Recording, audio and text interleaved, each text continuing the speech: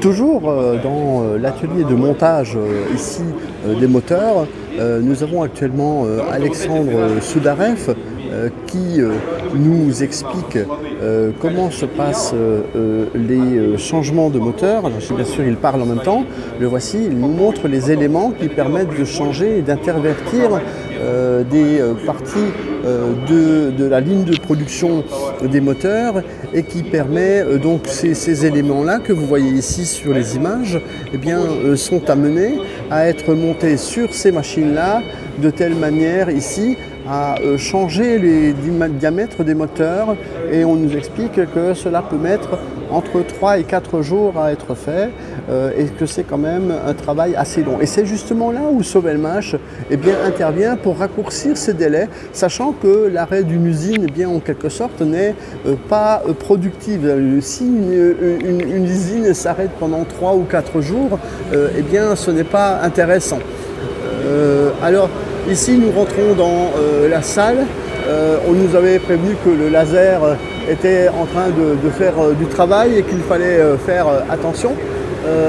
Il y a des plaques qui sont donc découpées et nous voyons ici par exemple un chariot élévateur qui est en train de se diriger vers nous avec du matériel et bien sûr il va falloir se pousser parce que ici vous voyez que tout travail donc dans ce BTI, il y a du monde, il y a des travaux, il y a également bien sûr des choses qui se déroulent au niveau du laser.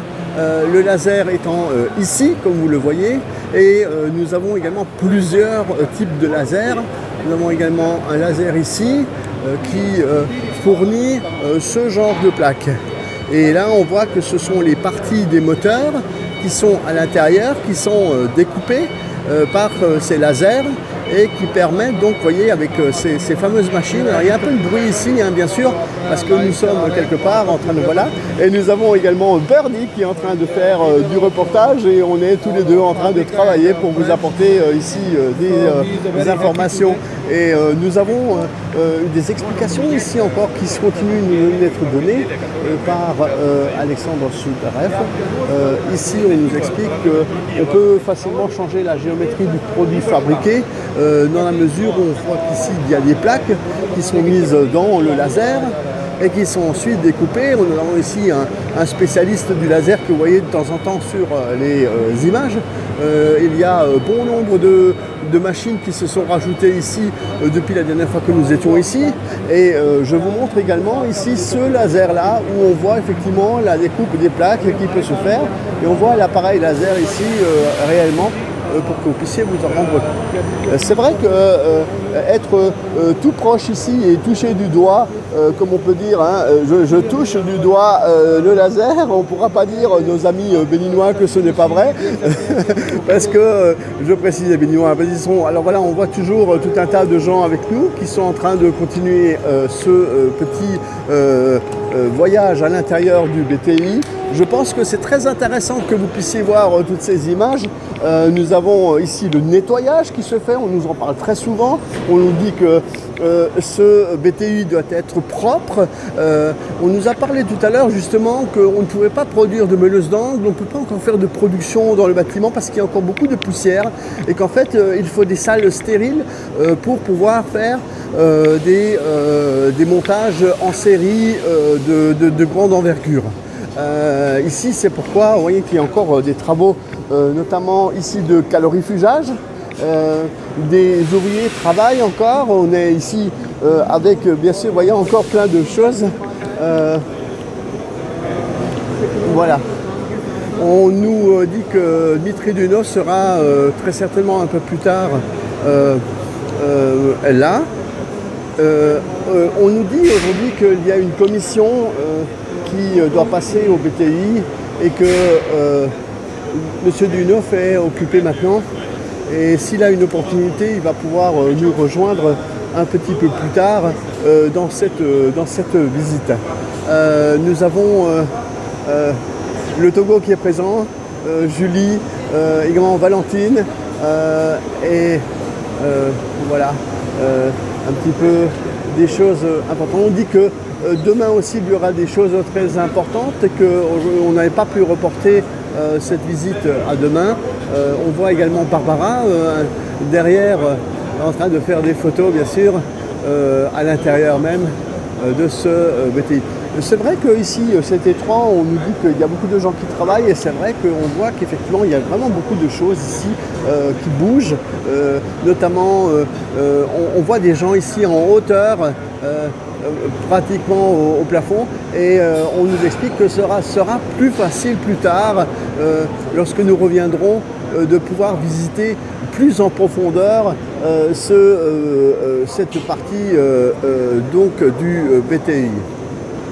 Alors, on nous parle encore du laser, il faut qu'on fasse très attention parce que quand on regarde au sol, il y a bien sûr du matériel et ce n'est pas très simple de circuler ici dans le BTI parce que vraiment ça travaille encore de partout.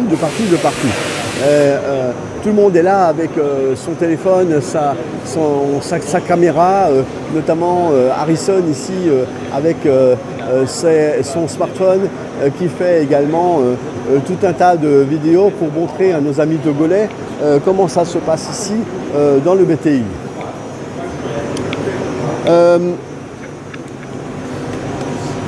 Nous voyons au loin le VAB, donc c'est un véhicule de l'avant blindé. Ce véhicule est démilitarisé, je préciserai, parce que des fois il y a des gens qui pensent que c'est quelque chose qui est destiné à faire la guerre. Or, ce n'est pas du tout cela. C'est un véhicule simplement 8 roues qui avait été modifié l'année dernière. Alors, ici, il y a, on nous explique que les éléments de la meuleuse d'angle a été décidé de faire les carcasses, enfin les boîtiers des meuleuses d'angle et qu'effectivement on a rentré des machines qui permettent de faire cela de telle manière à faire un cycle de production indépendant sans avoir besoin de faire appel à une main-d'œuvre extérieure ou à une usine extérieure telle que la Chine par exemple qui produisait les boîtiers des meuleuses d'angle. Là, nous avons des machines qui sont mises en service dans quelques temps et qui sont en fait ces machines derrière Alexandre Soudarev, comme vous voyez ici. Et on voit ici les équipements différents qui sont reçus, qui s'appellent des équipements de thermoplaste, des équipements de laser qui permettent effectivement de découper et de préparer ces meuleuses d'angle. Voilà donc. Ce n'est qu'une partie de l'équipement, on nous signale qu'il y a bien d'autres choses encore qui vont arriver. Voilà, les équipements de fonderie sous haute pression qui doivent encore arriver. Voilà, on nous explique vraiment beaucoup de choses et on voit aussi beaucoup d'ouvriers qui travaillent encore. Je vous montre ici les alentours de ce que je vois. Eh bien, c'est un peu, mes yeux sont un peu les vôtres, de vous montrer ce BTI réellement. On voit aussi qu'ici, au-dessus de moi, eh bien, il y a des tuyaux qui ne sont pas finis d'être équipés. Et parfois, on demandait pourquoi les plafonds devaient être aussi hauts.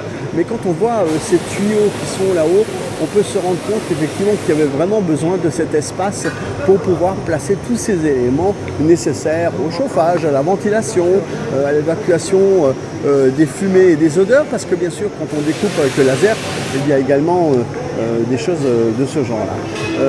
Voilà donc pour cette partie ici de la visite du BTI.